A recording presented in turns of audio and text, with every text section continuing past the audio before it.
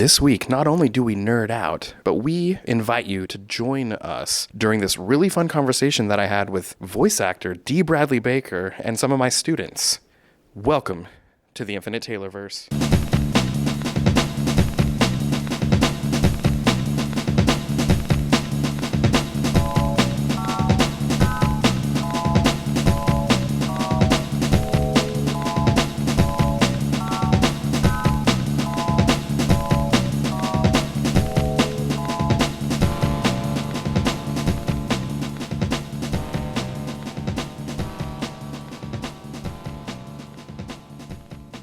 Warning. Red alert. Ay, ay, ay, ay, ay! Danger, Will Robinson. Danger! That's the emergency alert. This episode is full of spoilers for some of the latest and greatest nerdy movies and shows. Spoilers. Listener discretion is advised. What's up, everybody? Welcome to the Infinite Taylorverse podcast. I'm Billie Taylor. And I'm Taylor Oxner. And this week, we are bringing you guys this really fun opportunity that came up. I had a chance to visit with the amazing voice actor Dee Bradley Baker from Star Wars: The Clone Wars fame, Space Jam, American Dad, Phineas and Ferb. His IMDb list is nearly 700 things. And, well, after a really cool conversation at Planet Comic-Con, we worked it out that he zoomed in with one of my science classes, and the kids got to talk to him and ask him questions, and I got to talk to him as well and ask him some really cool stuff about his career, and the kids had a blast. It was just a really good time, and we're going to bring you that fun little visit we had as an audio podcast. So before we get into that, though, as usual, Taylor, I want to know what you've been nerding out about, man. Well, I have two things this week. I know. The first is I'm reading a 12-issue maxi series called The Saga of the Submariner. Oh, nice. It's from the 80s. It's a retelling of basically Submariner from his childhood to whatever year in the 80s it catches up to. I can't remember exactly, but I've already gone through the World War II stuff and the invaders and then the all-winter squad. And then now he's just gone back to Atlantis to talk to his grandfather, who's the emperor. I can't remember. Anyway, grandsire is what he calls him, so I'm assuming it's his grandfather, because his father was a human. But anyway, so that's what I've been reading, and it's been a lot of fun. I really like that character a lot. And then my second thing is I got a new Funko, and I'm really excited about it. It's, if you know who Speedy is, if I say like a McDonald's character named Speedy. A McDonald's character? Yeah. I'm not sure. I know when I hear Speedy, I think DC Comics. Okay. So like his head's a hamburger, right? But it's not like a hamburger like you're holding it. It would be like if you're looking at the top down of it. Okay, I gotcha. And he has one eye open and one eye winked all the time. And then he has a chef's hat on. And then he has like a chef's coat on. And it's just with a sign that says, I'm Speedy. I like it. It's a McDonald's character. You usually see him on like the wraps for the burgers is where you see him the most. But yeah, he's like one of the older, like more like one-off characters, like the Moon Man or characters like that. So oh, that's really fun. Pretty rad. Yeah, it's a really fun one. I was just like, I saw it and I was just like, oh, this is so cool. So I had to add it to my weird Funko collection that I feel like it's just getting weirder. I'm not even collecting stuff that makes sense with the rest of my collection. It's just, oh, that's a really crazy looking sculpt. I'm gonna get that. Yeah. So anyway. I think I will do two as well this week. I haven't purchased a Funko Pop in what feels like forever, over a month, maybe even two. But I got this past weekend, I was just at the right place, right time, a couple places. Hot Topic had buy two, get one free. Love that. Yes. And then Books A Million over here in the Legends area, I got a teacher's discount and they had a Funko sale. So I got a couple there as well. And I wound up with 5 pops for the price of less than 3. So that was kind of cool. Is that that Boom store? Bam, yeah. Bam? Oh, yeah, that store's awesome. Yes. I haven't gone to that store in a long time, and when they renamed it, I always thought it was like a new thing and then going in it, but I feel like there are parts of it that I like better than Barnes & Noble. I still like Barnes & Noble more. Yeah. but their pop culture section's just crazy at BAM. Yeah, it's massive. It's half the store. Yeah, it's nuts. So I really do like that. I also like that they sell like a lot of like vinyl music. Yep. You know, and it's fairly cheap. So last time I went there, I think I bought a couple LPs. But anyway, and what's your other thing? Your wife is a teacher, and teachers get a 20% discount. So yeah, I didn't know that until you just said that now. So I'm very excited to. Might have to set that up. But yeah, the 5 pops I got were from the new Guardians of the Galaxy Volume 3. I got Cosmo and Baby Rocket. So those were fun. And then over at Hot Topic, where I did buy 2, get 1 free, I got a C-3PO sitting on that throne from Return of the Jedi. And the other 2 were from the new Spider-Man Across the Spider-Verse movie. And it was Spider-Woman and Spider-Man India. And they look awesome. Oh, that's so cool. Which Spider-Woman is it? It's the one, whichever one they're going with in the movie.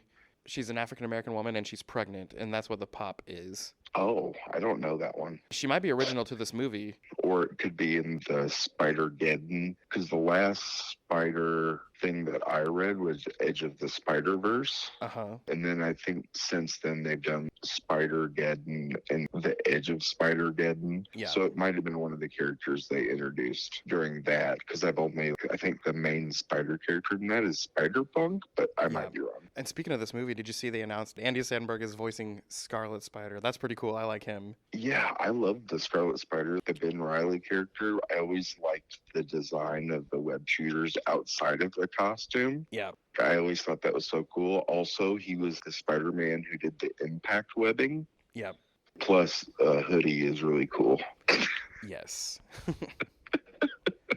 But yeah, my second nerding out, I've already mentioned it before, but we are 1 week away from Legend of Zelda Tears of the Kingdom coming out on the Switch. And just sitting with my kids every night for half an hour or more, running through, and we recently finished all the DLC stuff. Now we're trying to find as many Korok seeds as we can. And for anyone that's ever played it knows that this is an annoying chore because there are 900 of them. And the reward you get is a trophy that basically looks like a giant poop emoji. So it's kind of an annoying task. There's 900 and some odd of them, and you only need right around 400 to upgrade all your weapon stash. But yeah, we've just been doing that because I'm itching to play the new one so badly. And the kids the kids love watching it be played. They don't even like playing it that much. They love watching me play it, and it's just been a really fun time. So I'm just so excited for that to come out next week. Yeah, that's like Miles when we play the Avengers game. He likes me to be the Hulk. Yep. And just run around and just bash stuff. He just loves watching that. And then he makes growling noises at the TV. It's awesome. That is awesome. That's what we've been nerding out about, you guys. So without further ado, let's listen to this really fun visit with my biology class and Dee Bradley Baker. Hello. How's it going? It's good. Thanks so much for joining us today. I'm Billie Taylor, Mr. Taylor, and this is my 5th period biology class. All right. So I'm going to pan around the room and let you see these guys. Hey, guys. Welcome, Dee Bradley Baker. Hello, class. I'm your biological guinea pig today. Well, you guys, this is Dee Bradley Baker. We talked a little bit about him. We pulled up his IMDb credit, and we're approaching 700 things here. So the man is a legend in this industry. Some of my favorites that I pulled out of the list, Phineas and Ferb. He was Perry the Platypus. Star Wars The Clone Wars, he's every clone. The Bad Batch. All the clones. The Bad Batch. All of them. Also, what a gut punch that finale was on The Bad Batch, man. Oh, it was traumatic. The Star Wars convention we just had in London. It's very traumatic. Yes. Let's see. Avatar The Last Airbender, Appa and Momo. I'm actually wearing my Appa and Momo shirt to work today. So cool, right? Man, Legend of Korra, Ben 10, Adventure Time, Young Justice. He was Animal on Muppet Babies, you guys. No, I was Animal on Muppet Babies. I can't even remember what I did. That's awesome. But yeah, he has done so many things. If you are a fan of a certain show, he's probably in it.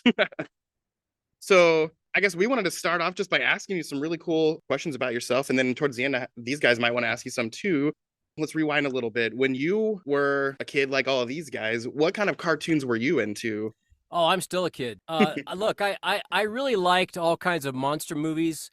I thought sci-fi was cool. I read a lot of Isaac Asimov, Arthur C. Clarke, Ray Bradbury, kind of the classics of science fiction, and that meant a lot to me. And so did monster movies, and that's part of, I mean, half of what I do right now is creatures and monsters and such. And that's because I like science. In particular, I like biology, and I like monster movies. But I watched a lot of cartoons. I liked the old Looney Tunes, Bugs Bunny, Daffy Duck, that kind of stuff. And if you've seen the movie Space Jam, I was Daffy Duck in that and the Tasmanian Devil. That's And that was a lot of fun. I really loved Star Wars. I thought that was the coolest thing I'd ever seen. And look, now I'm in it. That's pretty Right. cool. Yeah. And I also like to perform. I like to act. I like to do musicals and plays and things like that. I never thought of myself as an actor. I didn't think I was smart enough to become a scientist. I just kind of kept doing things I liked to do, which ended up being, I liked reading a lot. I liked performing, and I liked kind of conversation and argumentation. So I ended up majoring in philosophy in college with almost a minor in the German language, where I spent a year over there on an exchange program through my college. So I got just kind of a general liberal arts education, but I really liked education. I liked learning. I liked discussing, and I didn't know where my life was going to go. And I didn't really know what I was going to do until really my late 20s, until I was about 30 years old. I said, I guess I'm going to be a voice actor because that's kind of what I'm doing and what's the most fun and what I'm good at. That's very cool. So about early in your career, did you do any on-screen acting, or was it just straight up voice acting? I did any kind of performing that would have me, that seemed like fun. Everything from children's theater to singing telegrams to Shakespeare to musicals, stand-up comedy, improv, theme parks, anything. And then started in voiceovers as well. I did some television stuff when I first got to Los Angeles, but it soon became clear I had to kind of focus on one thing, and that was the most fun version of acting for me was voiceovers. Very, very cool. So thinking back, knowing that this was what you wanted to do as a career and everything, who were some of your biggest influences? Who did you look up to that were people in this industry already? Well, people I thought were cool were people like Carl Sagan and Jacques Cousteau in the science world. If you guys don't know Carl Sagan, you should look into a book in particular that's called Candle in the Wind. And it's a really awesome book about science and about the world and the beauty of science. But I also looked up to actors. I thought there were a lot of actors that were very interesting to me. I always watched the Oscars. I was paying attention to that, but I just didn't, like I said, I didn't think I was good enough to be an actor. But, I really thought Peter Sellers was cool. A lot of other actors that the students probably aren't familiar with. But ultimately, the thing I was lucky with is that I was able to follow what I liked doing.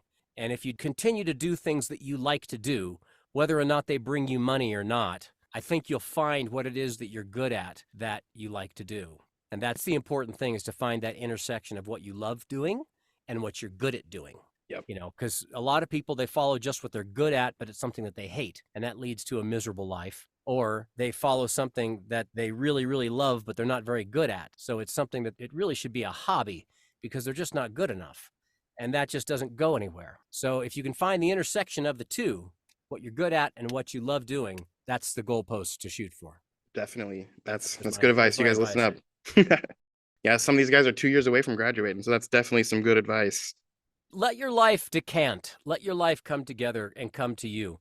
You don't have to figure out what it is, and you don't have to know exactly who you are yet, because that will probably take time. So have patience with yourself. Have patience with your life. Yep. So, man, let's see. This is probably one of those questions that it's probably hard to answer, because I know each of these different roles are probably important to you in different ways. But if you had to think back, maybe not your most favorite one, because that's probably hardest, but what are some of your top most enjoyable roles you've done for yourself personally? Well, I love being Daffy Duck. That's a blast, being Daffy Duck. And it's great being in the Star Wars universe, because I loved Star Wars so much when I was a kid.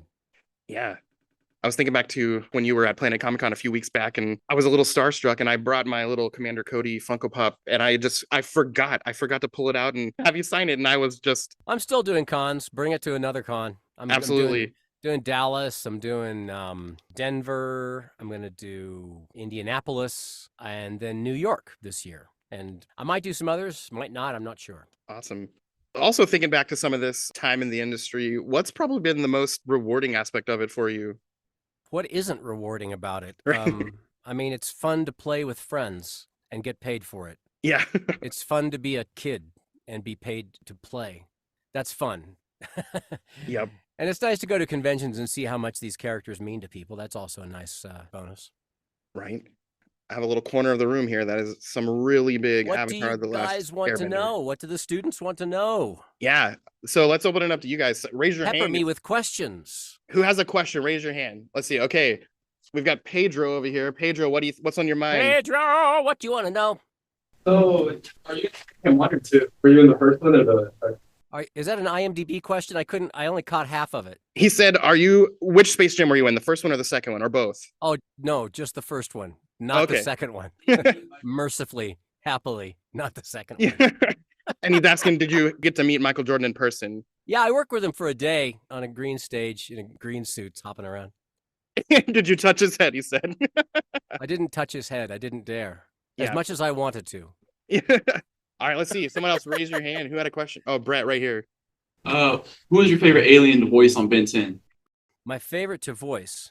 Well, it wasn't Humongosaur because he hurt my voice.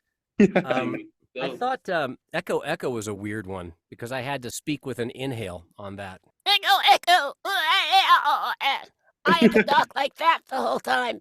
That was a weird one. That's awesome. But Let's you see, can ask anybody me have a- anything about becoming an actor or about the world of acting or entertainment or Hollywood. You can ask me education. Anything, yeah, what- I don't know. Yep. Let's see, right here. Gio. Speak loudly. Yeah, say it loud. What do you like about the industry? What do you like What do the I most like? about the industry? Yeah. I like that it's a collaborative industry, that you're making things together with other people, and that's a lot of fun. It's not a solitary job at all. It's profoundly, animation in particular, but all like making a TV show, making a movie. It's highly collaborative, and you've got like an army of at least a couple hundred people working on every project together. And that's a lot of fun to do. It's a lot of fun to find your valuable place in that, and then to be a meaningful part of that is really gratifying and fun. And then it's a bonus fun that you're making up fun stuff that people enjoy. That's also really nice, that the product, if you want to be so crass, is something that it benefits people and makes their lives more enjoyable. That's awesome. We got a question back here. I think she's talking, but I cannot hear. Zoom is zeroing you out. They're saying, how do you go about coming up with your animal sounds? The animal sounds is, it's really acting. I don't think it is making sound effects. And a lot of it is, I just spent a lot of time experimenting with things I could do with my voice, with inhales and exhales and using different parts of my throat, and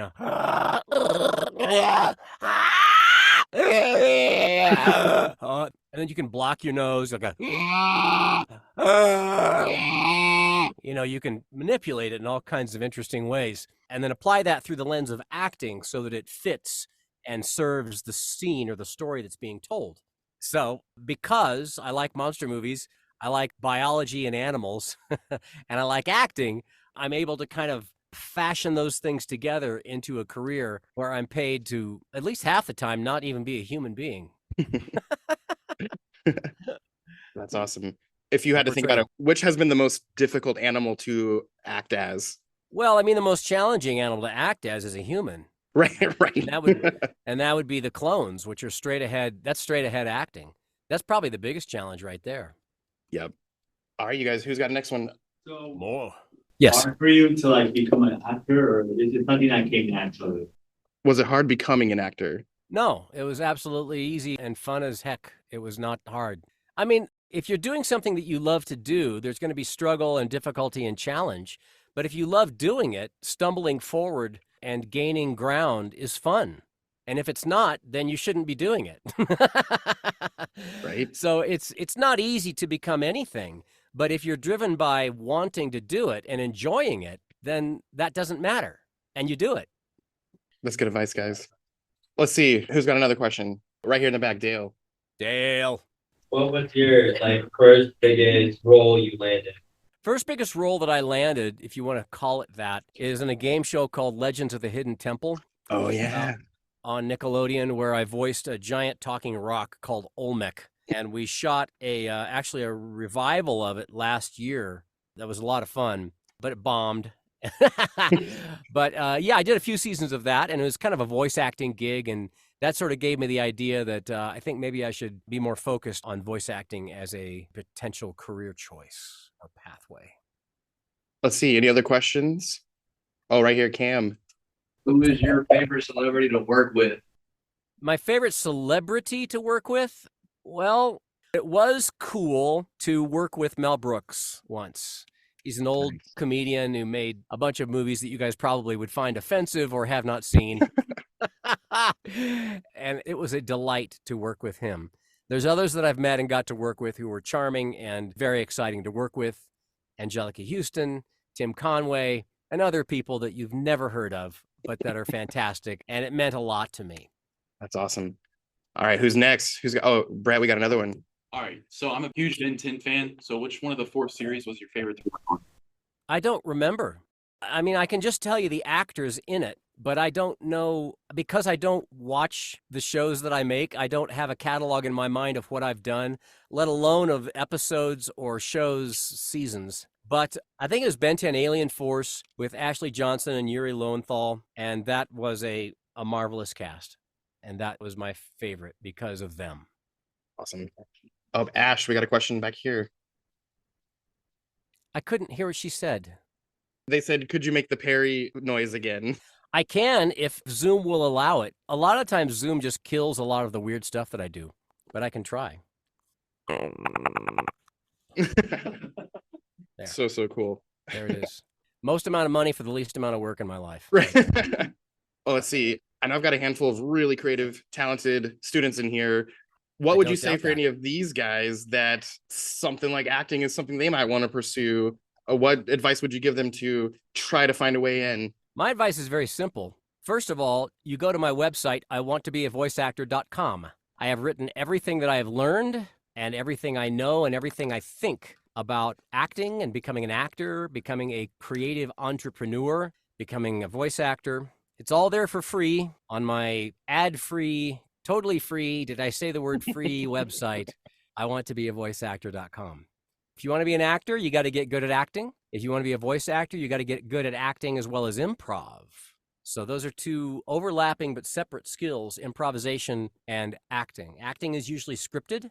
Improv is not scripted. And there's much of what a voice actor is called upon to do that is not scripted and involves changes in the moment, in real time. So other than that, I would say get as much time in front of an audience as you can possibly get. And it doesn't matter in what capacity. It doesn't matter if you're a side character or in the chorus, or if the show is a big deal, or if it's a local community show or an amateur show or a show that you put together. Just get in front of people and get making things with other people. You've got to be in the habit of being a creative person all the time who likes to make things with other people, not just by yourself. Acting is not a solitary career. It's not a solitary job or occupation or activity. So you want to make things with others. So I know it's fun to have your YouTube channel or your TikTok account or to play D&D with your friends, which actually might not be a bad way to start in some ways, in some cases. But you can also do live music. You can sing in choirs.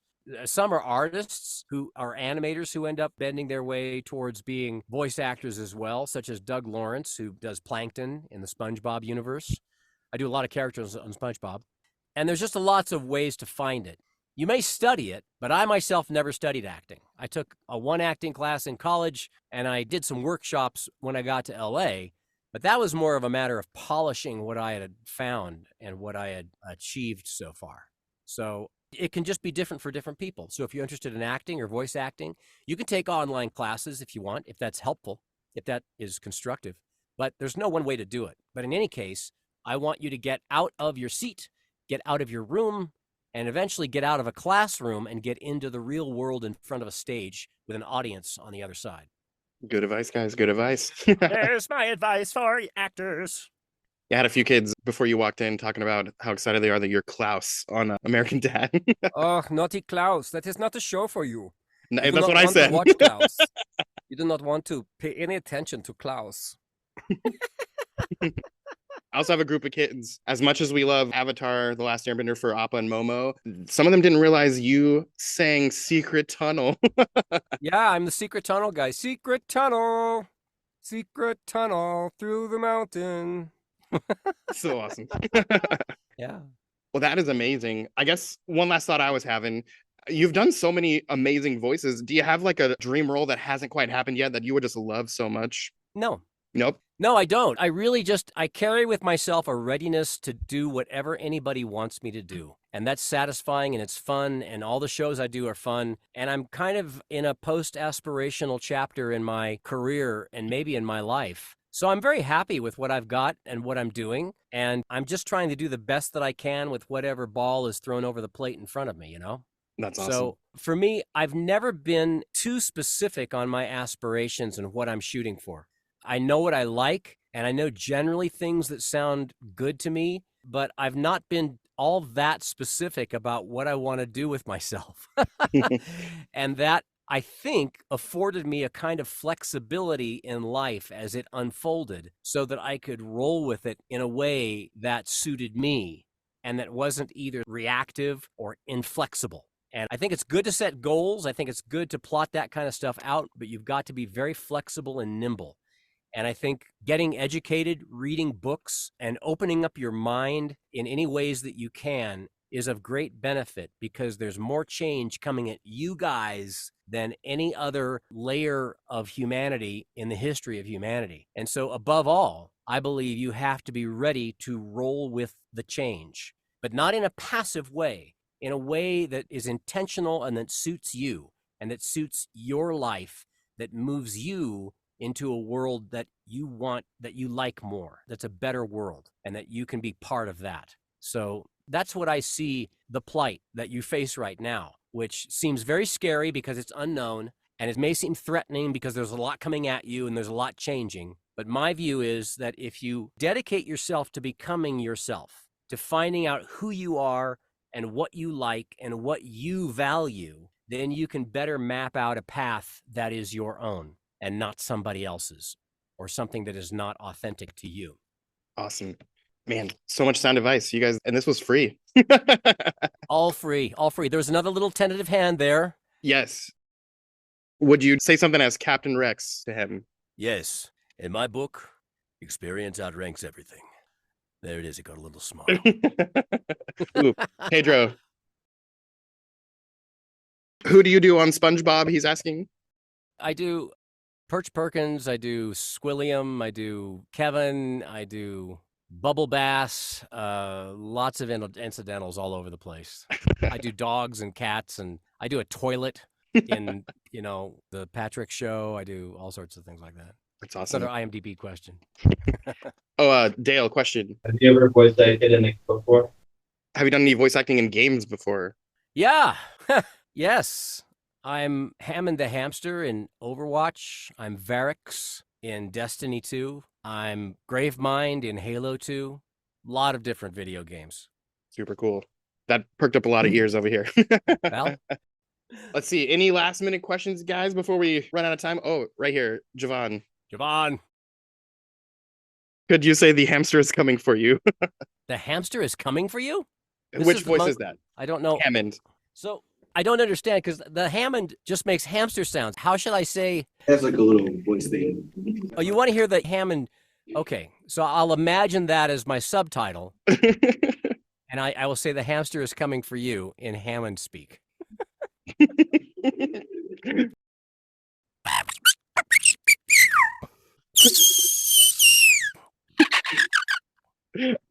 Amazing. All right. Any last minute questions before we wrap things up, you guys? Any hands? Show of hands. Oh, right here, Cam. I didn't hear that. He's asking, where do you live? Where are you from? Oh, I grew up in Greeley, Colorado. Nice. Pedro. How much money do you make? Billions and billions of dollars. I make a very good living, very comfortable living, and that's unusual for an actor in general. But if you find your niche and you have at least some antenna for business, you can make a living as a creative person in this world. Awesome. Oh, one more. Jonathan. In your opinion, what is the worst and best things about being a celebrity? Well, I don't think I'm a celebrity. I'm a voice actor, not a celebrity. I mean, ultimately, if people know who you are, that seems to make them happy. So I guess that's nice. I mean, but to be like someone like Kim Kardashian or someone who's just kind of ridiculously famous that people just totally pester them all the time, That sounds really annoying, maybe dangerous. I think in all, being famous is a toxic state, one to be avoided. Yeah. So there's a little bit of anonymity to being a voice actor. There's a lot of anonymity, and I enjoy it. I am fine with that. I'm totally fine with that. I want to be an actor, and I want to make things that people like, but I don't want them to think about me. Yeah. I don't want them to think about me at all. I want them to think about what I made. That's what I want them to treasure and enjoy, but not me. Who cares about me? Well, we for one do. How often on a day-to-day does someone recognize you? Some of the hardcore fans. It's rare. It's very rare. I mean, seriously, who cares? Some Right. voice actor, who cares? At a convention, some people recognize me, but otherwise, yeah. Yep. Well, let's see. Our class, the bell is about to ring in about 2 minutes. So we Uh-oh. would love to say thank you so much for joining us today. It meant the world. We love your work. We're excited for things to come. Can't wait to see that 3rd season of Bad Batch. Tell these guys where could they find you out online, or do you do social medias or anything like that? I do. I'm on Twitter and Instagram as Dee Bradley Baker. And you can, as I said, you can go to my website, iwanttobeavoiceactor.com. If you want to listen to my silly animal sound files, you go to dbaker.com, and that's my promotional site, but that's probably less interesting. Awesome. All right, well, you guys, let's give our guest a hand. May the force be with you. It was my pleasure. Well, once again, thank you so much. It meant the world, and have a great rest of your week, man. You bet. Have a good one. See ya. So long. All right. Well, hey, that was so much fun. I hope you enjoyed listening to that. The guy was awesome. It's full of such great advice for anyone out there thinking about making a career off of the things that you're creative at doing, whether it's acting, art, music, whatever. Just had some great advice for the young people. And I say for the young people, I'm going to be 40 in the next couple years, and I could have used some of that advice myself. So it was awesome. Well, now we're doing it, though. Yeah, we have a creative outlet, and it is a lot of fun. But hey, there's a few things coming up. I know we're super pumped. By the time we talk next week, we will have seen the Guardians of the Galaxy Volume 3 movie. Super pumped about that. Yeah, and it's been May the 4th and Revenge of the 5th, so we will have Star Wars stuff to talk about as well. Yes, we are. As of recording this, May the 4th is coming up, and at my school, our whole department's totally dressing up as something from Star Wars. It's going to be awesome. Yeah, and I think like our next episode will probably be mostly Star Wars related stuff because of it. Not only for adults, but also a little Star Wars thing that came out for kids that just happens to be awesome as well. Yeah. So we're excited to talk to you guys. It's going to be great. We got Visions Season 2 and the new Young Jedi Adventures. We've both watched the shorts with our kids, and they're super fun. We can't wait for the full episodes. Yeah, it's really exciting. And speaking of Young Jedi Adventures, Dee Bradley Baker is the little blue bear named Nubs. Oh, I didn't know that. That's awesome. Yep. Also, don't forget, you guys, this weekend, Saturday, May the 6th, is Free Comic Book Day. Get out to your local comic book shop, grab yourself some free books, and if you're in the Overland Park Olathe area, Johnson County area, Elite Comics, they are going to have a major shindig. They've got this giant warehouse sale going on where things are majorly bargain priced, and the best part is 100% of those proceeds go to the Children's Mercy Toy Drive that they do every year. But even if you don't do any of that, there's a giant stack of free comics you can go pick up at any local comic book shops. And I know a lot of libraries and vintage stock type stores do it too. So yeah, get out there and get you some free books. Yeah, and also Free Comic Book Day is always the giveaway stuff. Marvel and DC at least give you jumping on points for the stories that will come in the future of those companies. Yes, I know for me, I wasn't always the biggest Marvel reader, but a lot of the stories I jumped into was 100% because of Free Comic Book Day. Oh yeah, I mean, what was that one that came out, the new Avengers one that came out? I was like 2007 or whatever, and it was then Thor came back and he stood up to Norman Osborn. I just remember reading it and getting chills and just thinking this is the best free comic book I've ever got. Yeah, go do that. You guys will not regret it. Well, hey, you guys, it's been a good week. We can't wait to talk about the fun things coming to us this week. But as for us here at the Taylorverse, I've been Billie Taylor. And I'm Taylor Rockstar. And we'll see you guys next week. Bye. Bye.